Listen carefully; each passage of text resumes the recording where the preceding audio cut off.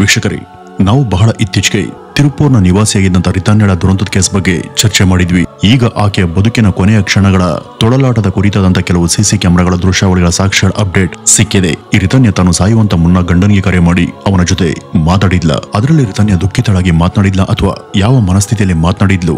ಅದಲ್ಲದೆ ಅವಳ ಮಾವ ಆಕೆಗೆ ತುಂಬಾ ವಿಚಿತ್ರವಾದಂತ ಮಾನಸಿಕ ಚಿತ್ರಹಿಂಸೆಯನ್ನ ಕೊಟ್ಟು ಬ್ಲಾಕ್ ಮೇಲ್ ಮಾಡ್ತಿದ್ರ. ವೀಕ್ಷಕರೇ, ರಿತಾನ್ಯಗೆ ನ್ಯಾಯ ಸಿಗಬೇಕು ಅಂತ ಈಗಾಗಲೇ ತಿರುಪೂರ್ ಸೇರಿ ತಮಿಳುನಾಡಿನ ಸಾಕಷ್ಟು ಕಡೆ ಆಗ್ರಹಗಳು ಕೇಳ್ಬರ್ತಿವೆ. ಇದ್ರ ಕುರಿತು ಮೀಡಿಯಾ ಹಾಗೂ ಸೋಷಿಯಲ್ ಮೀಡಿಯಾದಲ್ಲೂ ಕೂಡ ನ್ಯಾಯದ ಕೂಗುಗಳು ಕೇಳ್ಬರ್ತಿವೆ. ರಿತಾನ್ಯಳ ಸಾವಿಗೆ ಕಾರಣ ಆದಂತ ಅವಳ ಗಂಡ, ಮಾವ ಹಾಗೂ ಅತ್ತೆ ಈ ಎಲ್ಲರನ್ನೂ ಕೂಡ ಪೊಲೀಸರು ಬಂಧಿಸಿದ್ದಾರೆ. ಅವರು ತಮಗೆ ಜಾಮೀನು ಬೇಕು ಅಂತ ಹಾಕ್ತಂತ ಅರ್ಜಿ ತಿರಸ್ಕೃತಗೊಂಡು ನಿಮ್ಮಂಥವ್ರಿಗೆ ಜಾಮೀನನ್ನು ಕೊಡುವಂತ ಮಾತೇ ಇಲ್ಲ ಅಂತ ಕೋರ್ಟ್ ಈಗಾಗಲೇ ಹೇಳಿದೆ. ಈಗ ಇದೇ ಸಂದರ್ಭದಲ್ಲಿ ಒಂದು ವಿಡಿಯೋ ಎಲ್ಲ ಕಡೆ ವೈರಲ್ ಆಗಿದೆ. ಅದರಲ್ಲಿ ಏನಿದೆ ಅಂದ್ರೆ, ಯಾರೋ ಒಬ್ಬ ತಂದೆ ತನ್ನ ಮಗಳನ್ನ ಹಾಗೂ ಅಳಿಯ ಇಬ್ಬರನ್ನು ಕೂಡ ನಿಲ್ಲಿಸಿಕೊಂಡು ಮಗಳ ಕನ್ಯಾದಾನ ಮಾಡ್ತಿದ್ದಾನೆ. ಆ ಒಂದ್ ಸಮಯದಲ್ಲಿ ಅವರು ಅಳಿಯನ್ ಕಡೆ ತಿರುಗಿ, ನಾನು ಇಷ್ಟು ವರ್ಷ ಇವಳನ್ನ ಪ್ರೀತಿಯಿಂದ ಸಾಕಿ ಈಗ ನಿಮ್ಗೆ ಒಪ್ಪಿಸ್ತಿದ್ದೀನಿ, ಇನ್ಮುಂದೆ ಇವಳ ಜವಾಬ್ದಾರಿ ನಿಮ್ದು, ನೀವಿಬ್ರು ಕೂಡ ಸಂತೋಷವಾಗಿ ಇರ್ಬೇಕು ಅಂತ ನಾನು ಬಯಸ್ತೀನಿ. ಆದ್ರೆ ಮುಂದೆ ನನ್ನ ಮಗಳ ಮೇಲೆ ನಿಮ್ಗೆ ಅಕಸ್ಮಾತ್ ಆಸಕ್ತಿ ಏನಾದ್ರೂ ಕಡಿಮೆ ಆದ್ರೆ ಅಥವಾ ಹೊಂದಾಣಿಕೆಯ ಕೊರತೆ ಬಂದು ಮನಸ್ತಾಪದಿಂದ ಅವಳ ಮೇಲೆ ಪ್ರೀತಿ ಕಡಿಮೆ ಆದಾಗ ಅವಳಿಗೆ ಯಾವುದೇ ತೊಂದರೆಯನ್ನ ಕೊಡಬೇಡಿ. ಆಗ ನನ್ನ ಹತ್ರ ಅವಳನ್ನ ಕರೆ ತಂದು ಬಿಟ್ಬಿಡಿ, ನಾನು ಅವಳನ್ನ ನೋಡ್ಕೋತೀನಿ, ಇಷ್ಟೇ ನಾನು ನಿಮ್ಮನ್ನ ಕೇಳ್ಕೊಳ್ತಿರೋದು ಅಂತ ಮುಂತಾಗಿ ಆ ತಂದೆ ಅಳಿಯನ ಹತ್ರ ತುಂಬಾ ಭಾವುಕವಾಗಿ ಮನವಿ ಮಾಡ್ಕೊಂಡಿದ್ದಾರೆ. ಈಗ ರಿತಾನ್ಯಳ ಕೇಸ್ ನಡೆದ ನಂತರ ಈ ಒಂದು ವಿಡಿಯೋ ತುಂಬಾ ಕಡೆ ಹರಿದಾಡ್ತಾ ಇದೆ. ಈ ರಿತಾನ್ಯಳ ಮದುವೆಯ ಅನೇಕ ವಿಡಿಯೋಗಳು ಕೂಡ ವೈರಲ್ ಆಗಿವೆ. ಆ ಎಲ್ಲಾ ಖುಷಿಯ ಸಂಭ್ರಮ ಹಾಗೂ ಅಲ್ಲಿಯ ಸಂತೋಷದ ವಾತಾವರಣ ನೋಡಿದ್ರೆ ಇದೆಲ್ಲ ಆಗಿ ಮುಂದಿನ 78 ದಿನಗಳಲ್ಲಿ ಆಕೆಯ ಜೀವ ಹೋಗಿದೆ ಅನ್ನೋದನ್ನ ನಂಬಲು ಕಷ್ಟ ಆಗುತ್ತೆ. ಈ ಒಂದು ಮದುವೆ ಆಗದೆ ಇದ್ದಿದ್ರೆ ಅಥವಾ ಅವ್ರ ಮನೆಯಿಂದ ರಿತಾನ್ಯ ತನ್ನ ತಂದೆ ಮನೆಗೆ ಬಂದಿದ್ರೆ ಬಹುಶಃ ಅವಳು ನಮ್ ನಡುವೆ ಇವತ್ತು ಜೀವಂತವಾಗಿರ್ತಾ ಇದ್ಲು. ಇಲ್ಲಿ ಆಕೆ ತಾನು ಸಾಯುವಂತ 4 ದಿನಗಳ ಮೊದಲು ತನ್ನ ಅಮ್ಮ ಜೊತೆ ಫೋನ್ ನಲ್ಲಿ ಮಾತನಾಡಿದ್ಲು. ಇನ್ನು ಇವರ ಸೋದರ ಇರೋದು ಆಸ್ಟ್ರೇಲಿಯಾದಲ್ಲಿ. ಅವ್ರ ಜೊತೆ ಮಾತನಾಡ್ತಾ ಈ ರಿತಾನ್ಯ, ನನಗೆ ಇಲ್ಲಿ ಬದುಕೋದಿಕ್ಕೆ ತುಂಬಾ ಹಿಂಸೆ ಆಗ್ತಿದೆ, ನಾನು ಎಷ್ಟು ದಿನ ಬದುಕಿರ್ತೇನೋ ಗೊತ್ತಿಲ್ಲ, ನಾನು ಕೂಡ ಅಲ್ಲಿಗೆ ಬರ್ತೇನೆ, ನನಗೆ ಅಲ್ಲೇ ಯಾವ್ದಾದ್ರು ಒಂದು ಕೆಲಸ ನೋಡು ಅಂತ ಕೇಳ್ಕೊಂಡಿದ್ದಾಳೆ. ಆಗ ಅವ್ರ ಸೋದರ, ಅದಕ್ಕೆಲ್ಲ ನಾನು ಪ್ರಯತ್ನ ಮಾಡ್ತೀನಿ, ಒಂದ್ ವೇಳೆ ಇಲ್ಲಿ ಆಗ್ಲಿಲ್ಲ ಅಂದ್ರೂ ದೆಹಲಿಯಲ್ಲಿ ನೀನು ಕೆಲಸಕ್ಕೆ ಅರ್ಜಿ ಹಾಕುವಂತ ವ್ಯವಸ್ಥೆ ಮಾಡ್ತೀನಿ ಅಂತ ಹೇಳಿದ್ರು. ಯಾಕೆಂದ್ರೆ ರಿತಾನ್ಯ ಉತ್ತಮ ವಿದ್ಯಾವಂತ ಯುವತಿ, ಕಂಪ್ಯೂಟರ್ ಸೈನ್ಸ್ ಮಾಡದಂತ ಅವರು ಯೋಗದಲ್ಲಿ ಸ್ನಾತಕೋತ್ತರ ಪದವಿಯನ್ನು ಕೂಡ ಮುಗಿಸಿದ್ರು. ಇದ್ರ ಜೊತೆ ಫ್ಯಾಷನ್ ಡಿಸೈನಿಂಗ್ ಹಾಗೂ ಬ್ಯೂಟಿಷಿಯನ್ ಕೋರ್ಸ್ ಕೂಡ ಮುಗಿಸಿದ್ರು. ಗಾರ್ಡನಿಂಗ್ ಕೋರ್ಸ್ ಹಾಗೂ ಆರ್ಟ್ ಮತ್ತು ಪೇಂಟಿಂಗ್ ವರ್ಕ್ ಇದೆಲ್ಲ ಕೂಡ ಅವ್ರಿಗೆ ಗೊತ್ತಿತ್ತು. ಇಷ್ಟೆಲ್ಲ ಪ್ರತಿಭಾವಂತಳಾದಂತ ಆಕೆಗೆ ಖಂಡಿತ ಎಲ್ಲಾದ್ರೂ ಕೆಲಸ ಸಿಕ್ತಿತ್ತು. ನೀನೇನು ಕೂಡ ಯೋಚಿಸ್ಬೇಡ, ನಿನ್ಗೆ ನಾನು ಎಲ್ಲಿಯಾದ್ರೂ ಒಂದು ಕೆಲಸವನ್ನ ಸಿಗುವಂತೆ ಮಾಡ್ತೀನಿ ಅಂತ ಆಕೆಯ ಸೋದರ ಭರವಸೆಯನ್ನ ಕೊಟ್ಟಿದ್ರು. ಬದುಕಿನ ಮೇಲೆ ತೀವ್ರ ಜಿಗುಪ್ಸೆ ಉಂಟಾಗಿದಂತ ಅಕ್ಕನ ಮೈಂಡ್ ಅನ್ನ ಡೈವರ್ಟ್ ಮಾಡಿ ಅವಳು ಈ ಎಲ್ಲಾ ಒತ್ತಡ ಹಾಗೂ ಜಂಜಾಟಗಳಿಂದ ಹೊರಗಡೆ ಬಂದು ಸ್ವಾತಂತ್ರ್ಯವಾಗಿ ಮತ್ತು ಸಂತೋಷದಿಂದ ಜೀವನ ಮಾಡಬೇಕು ಅನ್ನುವಂತ ಉದ್ದೇಶ ಅವ್ರಿಗಿತ್ತು. ಇದೆಲ್ಲ ರಿತಾನ್ಯ ತಾನು ಕಣ್ಮರೆ ಆಗುವಂತ 4 ದಿವಸಗಳ ಮುಂಚೆ ಅವರ ಸೋದರನ ಜೊತೆ ಈಕೆ ನಡೆಸಿರುವಂತ ಫೋನ್ ಹಾಗೂ ವಾಟ್ಸ್ಆಪ್ ನ ಸಂವಾದ. ಅವ್ರ ಸೋದರ ಇತ್ತೀಚೆಗೆ ಈ ಎಲ್ಲಾ ವಾಟ್ಸ್ಆಪ್ ಎವಿಡೆನ್ಸ್ ಗಳನ್ನು ಕೂಡ ಪೊಲೀಸರಿಗೆ ಕೊಟ್ಟಿದ್ದಾರೆ. ಈಗ ಗೊತ್ತಾಗಿರುವಂತ ಇನ್ನೊಂದು ಸುದ್ದಿ ಏನಪ್ಪಾ ಅಂದ್ರೆ, ಈ ರಿತಾನ್ಯ ಆ ಮನೆಯಲ್ಲಿ ತನ್ನ ಗಂಡನಿಂದ ಸಿಗ್ತಾ ಇದ್ದಂತ ದೈಹಿಕ ಹಾಗೂ ಮಾನಸಿಕ ಚಿತ್ರವಧೆ ಬಗ್ಗೆ ಮೊದಲು ತನ್ನ ತಾಯಿಗೂ ಹೇಳದೆ ಅದ್ರ ಬಗ್ಗೆ ತನ್ನ ಅತ್ತೆಗೆ ಹೇಳ್ಕೊಂಡಿದ್ದಾರೆ. ಯಾಕೆಂದ್ರೆ ಅವರು ಕೂಡ ತನ್ನ ಹಾಗೆ ಒಂದು ಹೆಣ್ಣು, ತನಗೆ ತಾಯಿ ಸಮಾನ ಅಂತ ಭಾವಿಸ್ತಂತ ರಿತಾನ್ಯ ಅವ್ರ ಮಗನಿಂದ ತನಗೆ ಸಿಗ್ತಾ ಇದ್ದಂತ ಫಿಸಿಕಲ್ ಅಬ್ಯೂಸ್ ಹಾಗೂ ಹಿಂಸೆ ಬಗ್ಗೆ ಹೇಳಿ ಮಗನಿಗೆ ಸ್ವಲ್ಪ ಬುದ್ಧಿ ಹೇಳುವಂತೆ ಕೇಳ್ಕೊಂಡಿದ್ದಾರೆ. ಅತ್ತೆಗೆ ಆಗ್ಲಾದ್ರೂ ಕೂಡ ತನ್ನ ಸ್ಥಿತಿಗತಿ ಅರ್ಥ ಆಗ್ಬಹುದು ಅನ್ನೋದು ಅವರ ನಂಬಿಕೆ ಆಗಿತ್ತು.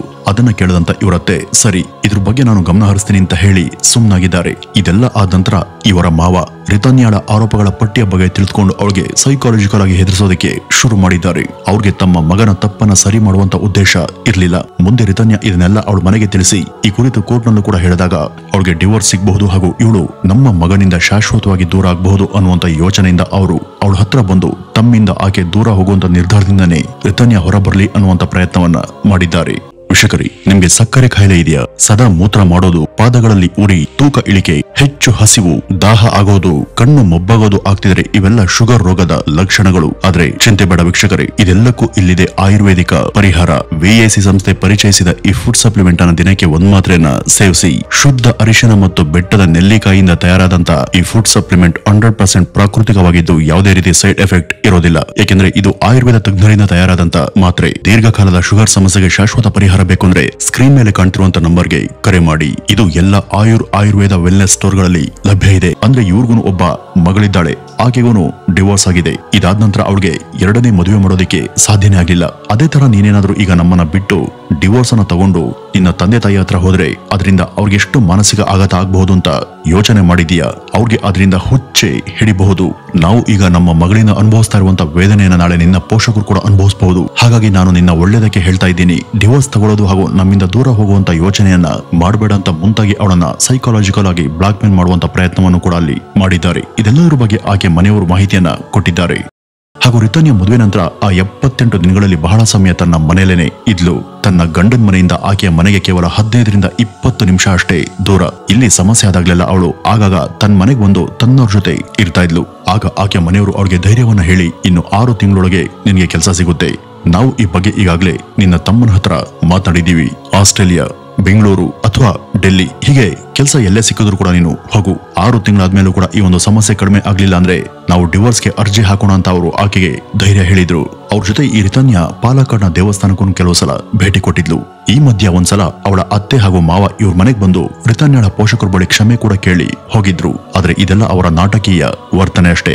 ರಿತನ್ಯ ತನ್ನ ಸಂಬಂಧಿಕರ ಬಳಿ ಬಂದು ತಾನು ಎದುರಿಸ್ತಿರುವಂತಹ ಸಮಸ್ಯೆಗಳ ಬಗ್ಗೆ ಹೇಳಿದಾಗ ಅವರು, ನೋಡಮ್ಮ, ಇದೆಲ್ಲ ಎಲ್ಲರೂ ಮನೆಯಲ್ಲಿ ಇರುವಂತದ್ದೇ, ಆದಷ್ಟು ಬೇಗ ಎಲ್ಲ ಸರಿ ಹೋಗುತ್ತೆ, ಸ್ವಲ್ಪ ತಾಳ್ಮೆ ಇರ್ಲಿ ಅಂತ ಲೋಕಾರೂಢಿಯಾಗಿ ಅವಳಿಗೆ ಸಂತೈಸುವಂತ ಪ್ರಯತ್ನವನ್ನು ಅವರು ಮಾಡಿದ್ದಾರೆ. ಆದ್ರೆ ಈ ರಿತನ್ಯ ಗಂಡನ ಮನೆಯವರು ಒಂತರಹ 2 ತಲೆ ವಿಷದ ಹಾವುಗಳೇ ಇದ್ದ ಹಾಗೆ.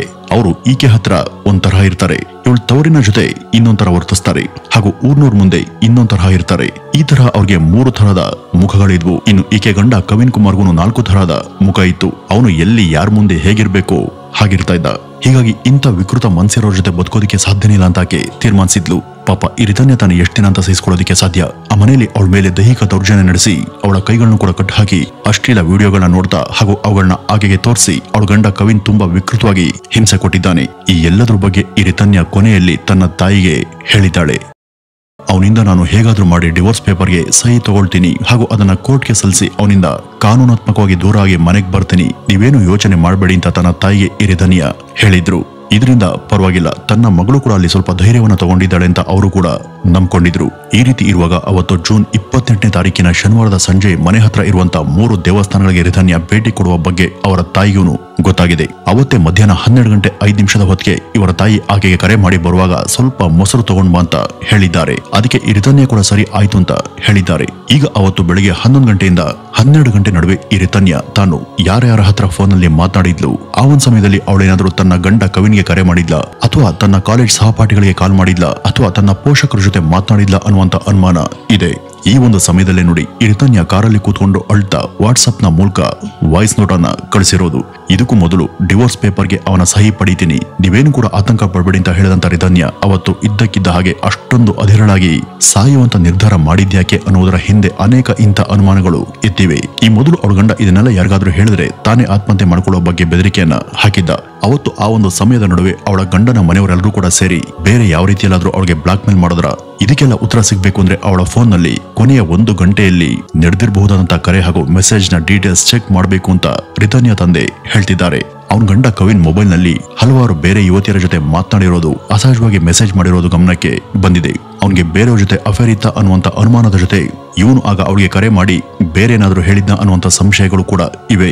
ಅವತ್ತು ದೇವಸ್ಥಾನಕ್ಕೆ ಬಂದು ತನ್ನ ಮನೆಯವರಿಗೆಲ್ಲ ಊಟ ಹಾಗೂ ಇತರ ವಸ್ತುವನ್ನ ಖರೀದಿ ಮಾಡಿ ದೇವರ ದರ್ಶನ ಮುಗಿಸಿ ಮನೆಗೆ ಹೋಗ್ಬೇಕಿದ್ದಂತ ಅವಳು ಕಾರಲ್ಲಿ ಕುಳಿತು ಸಾಯುವಂತ ನಿರ್ಧಾರವನ್ನ ಮಾಡಿದ್ಯಾಕೆ? ಕ್ರಿಮಿನಾಶಕ ಸೇವಿಸುವಂತ ಯೋಚನೆ ಅವಳಲ್ಲಿ ಆಗ ಯಾಕೆ ಬಂತು?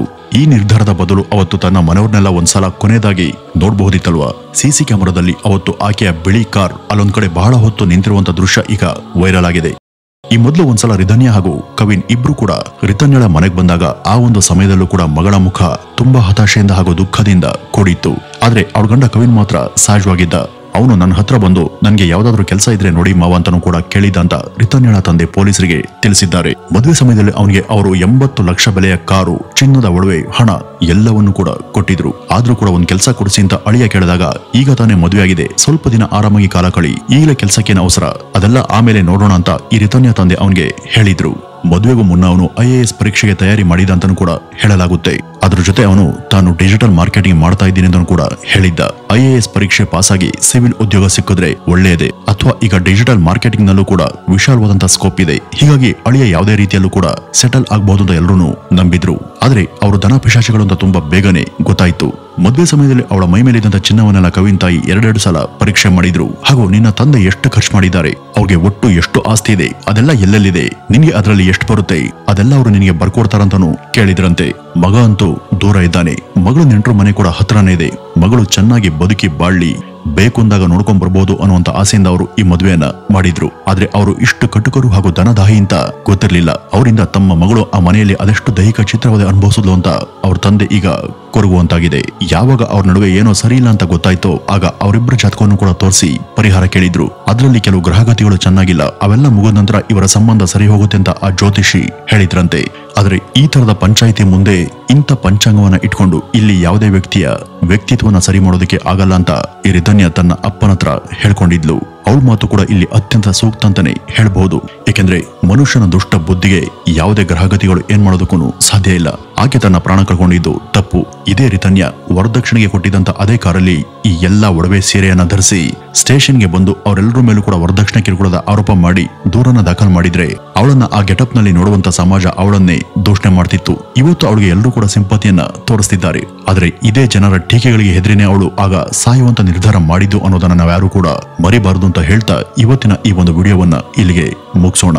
ನಮಸ್ಕಾರ.